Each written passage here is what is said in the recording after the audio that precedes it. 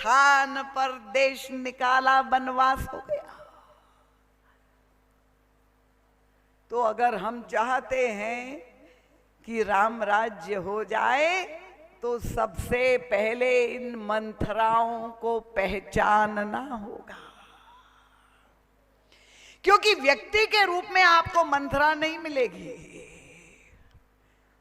और तब परम पूज्य महाराज श्री का जो चिंतन है अभिनव, जिनके कारण उन्हें युग तुलसी के रूप में सारा संसार जो है संबोधित करता है, पूरी मानस की व्याख्या को परम पूज्य महाराज श्री ने प्रतीकों के द्वारा समझाई है। और मानस ही नहीं, अपने संपूर्ण सनातन धर्म की, पुराणों की, वेदों की प्रत्येक कथा को अपने जीवन से जोड़कर हमारे जीवन के सत्य के रूप में प्रस्तुत की है। ये व्यक्ति नहीं है, राम और रावण केवल दो व्यक्ति नहीं है। महाराज श्री कहते हैं राम और रावण दो विचारधारा है। राम राज्य और रावण राज्य, ये दो भिन्न जीवन दर्शन है। और कितनी सुंदर पद्धति से परम पूज्य महाराज श्री हमें प्रबोधित करते हैं कि दशरथ राज्य और रावण राज्य एक साथ हो सकता है, पर राम राज्य और रावण राज्य एक साथ नहीं हो सकता है। तो रावणत्व और रामत्व एक वृत्ति है, एक व्यक्ति नहीं है। ये 14 वर्ष की जो वन यात्रा हमारे प्रभु श्री राम ने की है, वो केवल रावण नाम के व्यक्ति का वध करने के लिए नहीं की है। प्रभु चाहते हैं कि संपूर्ण समाज में से रावणत्व की वृत्ति मिट जाए, रावणत्व का नाश हो जाए। ये परिवर्तन की यात्रा है, ये 14 वर्ष की यात्रा। तो पहले तो हम अपने राम को समझे और तब हम जा करके रामलला के मंदिर में राम राज्य की प्रार्थना करें। उन्होंने मानवीय पद्धति से कितनी कठिनाइयों को सहते हुए संपूर्ण समाज का परिवर्तन किया, और वो परिवर्तन जो हुआ त्रेता युग में, वो कोई बहिरंग रूप से लादा हुआ, शासन के द्वारा लादा हुआ परिवर्तन नहीं था। ये जो परिवर्तन समाज में आया, जहां हम कहते नहीं दरिद्र को दुखी न दीना, वो हृदय परिवर्तन है, बाहर से नहीं भीतर से परिवर्तन। तो भगवान श्री राम का जो चिंतन है वो कितना उत्कृष्ट है, कितनी ऊंची सिद्धांतों पर भगवान श्री राम ने राम राज्य बनाया है। राम राज्य कोई बहुमत का राज्य नहीं है, जो आजकल हम देखते हैं बहुत बहुमत मिल जाए तो बस सरकार बन जाएगी। क्योंकि भगवान श्री राम के राज्याभिषेक का विरोध तो केवल 2 ही व्यक्ति ने किया था, पर प्रभु का आदर्श क्या है कि अगर एक व्यक्ति भी दुखी होगा, देखिए आप कहेंगे कि ये कहां संभव है, ये तो केवल काल्पनिक है, आज के युग में संभव नहीं है, हम लोग तो कलयुगवासी है, ये सब कथा मंचों पर सुनने में कहने में अच्छा लगता है। नहीं नहीं, आपको दृष्टांत दे। महाराज श्री कहते थे कि अगर आप दिन भर थक करके आए हैं और आपके अंतरपुर में बेडरूम में सारी अनुकूलता कर दी, गहरी आपको नींद आ रही है और आप सोने का प्रयास कर रहे हैं, पर आपके साथ आपके शयन कक्ष में जो भी आपका बेड पार्टनर हो, अगर आप सोने के लिए तत्पर है और डूब रहे हैं और वहां पर वो आपके बाजू में सोए हुए व्यक्ति को भयंकर शरीर में पीड़ा हुई, चाहे वो दांत का दर्द हो, चाहे पेट का दर्द हो, और वो करार रहा है, तो आपके बाजू में लेटा हुआ व्यक्ति अगर दर्द में तड़फड़ा रहा है तो क्या आप चैन से सो पाएंगे? बताइए। अगर कुंभकर्ण होगा तो सो पाएगा, पर अगर कोई संवेदनशील व्यक्ति है तो वो कदापि नहीं सो पाएगा। और आज के जमाने में तो मैंने सुना है कि जहां पति पत्नी भी, अगर कोई दोनों में से एक को नींद आते ही खुर्राटे लेने लगता है तो वो बाजू में लेटा हुआ इतना परेशान होता है। और ये विदेशों की बात नहीं है, अपने देश में भी आ गई। क्योंकि एक परिवार में मैंने सुना एक दंपति का डाइवोर्स हो गया, और संबंध विच्छेद क्यों हुआ मैंने पूछा तो उस जो है पत्नी ने कहा कि बताइए इनके साथ मैं कैसे रह सकती हूँ, सोने भी नहीं मिलता, ऐसे खुर्राटे लेता है, तो मैंने संबंध तोड़ दिए।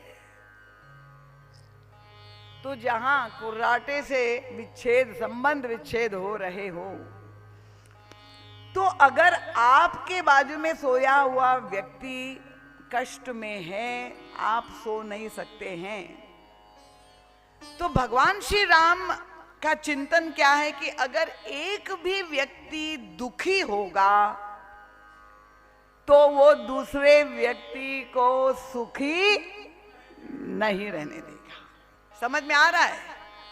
कठिन तो नहीं हो रहा है आप सबको? अंतिम वहां आवाज पहुंच रही है ना? सब सहमत है इस बात से? लॉक कर दिया जाए। तो भगवान श्री राम का जो चिंतन है, जैसे अभी ये महामारी से हम लोग सब निकल चुके हैं प्रभु की कृपा से, अगर कोई सरकारी अस्पताल का डॉक्टर सीएमओ को पता चले कि एक व्यक्ति कोई बहुत भयानक संक्रामक रोग से ग्रसित है, पकड़ में आ गया, और वो उसने कहा लापरवाही क्या जरूरत है भाई, एक ही तो व्यक्ति है, कानपुर की आबादी तो 30-40 लाख है, एक व्यक्ति का क्या उसमें औसत हुआ, प्रतिशत हुआ, और उन्होंने ध्यान नहीं दिया, तो क्या होगा?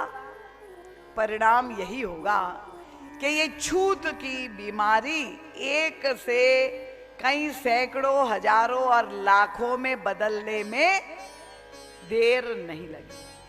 तो भगवान श्री राम चाहते हैं कि अगर मेरी मां को मेरे राज सिंहासन पर बैठने में से आपत्ति है और उसको दुख होता है, और महारानी कैकेयी का भी प्रश्न नहीं, अगर एक दासी मंथरा को भी आपत्ति है, उसको विश्वास नहीं है मेरे चरित्र पर, तो मुझे ऐसा राज्य सिंहासन नहीं चाहिए, और प्रभु सहर्ष उसका त्याग कर देते।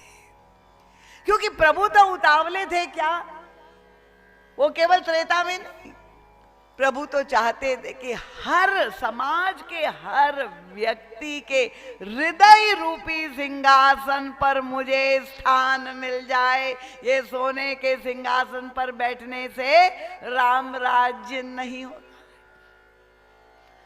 तो ये जो बाधक तत्व है, त्रेता में एक पत्रकार ने परम पूज्य महाराज श्री से ये प्रश्न पूछा था, मुझे याद आ गया। महाराज श्री आप बताइए, दोनों धर्म ग्रंथ बड़े विलक्षण हैं, रामचरितमानस और महाभारत, आप दोनों का अंतर केवल एक लाइन में बताइए,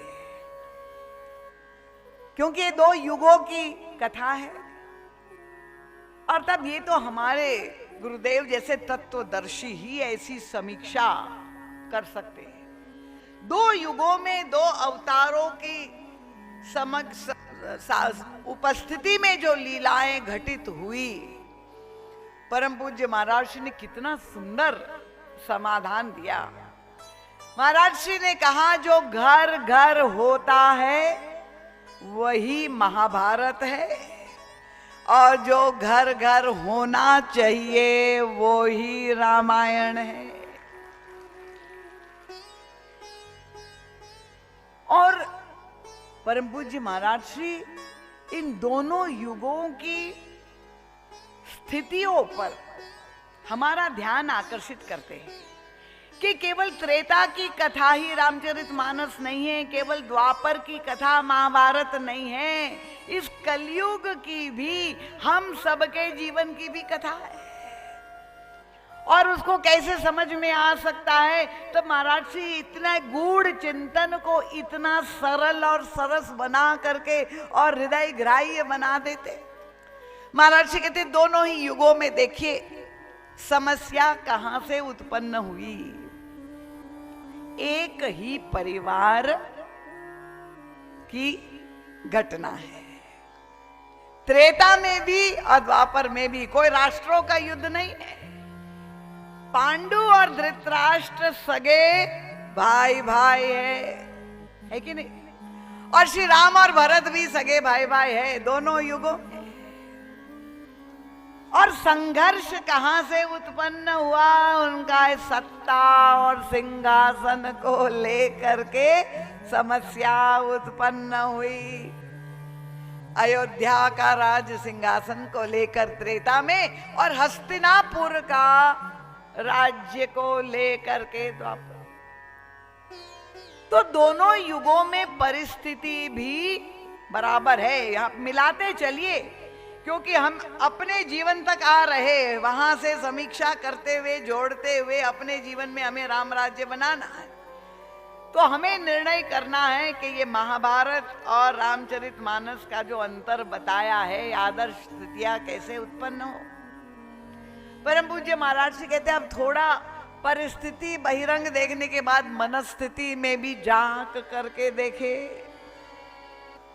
मनस्थितियों की जब महाराज श्री दृष्टि डालते हैं तो दिखाई देते हैं कि जो नारी पात्र है दोनों युगों में, उनकी भी मनस्थितियां एक जैसी दिखाई दे रही। क्योंकि उच्चतम चरित्र वाली महारानी गांधारी,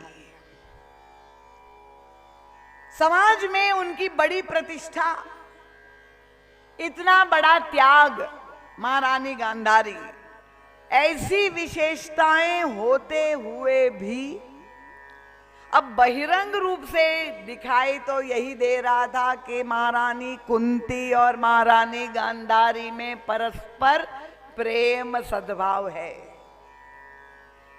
कहीं से भी ये लक्षण नहीं था। पर कहां पर हमें वो अंतःकरण की स्थितियों का दर्शन होता है? क्योंकि घटनाक्रम जो हुआ है कि दोनों ही रानियां एक साथ सगर्भा हुई, महारानी कुंती भी और गांधारी भी। बड़ी प्रसन्नता थी।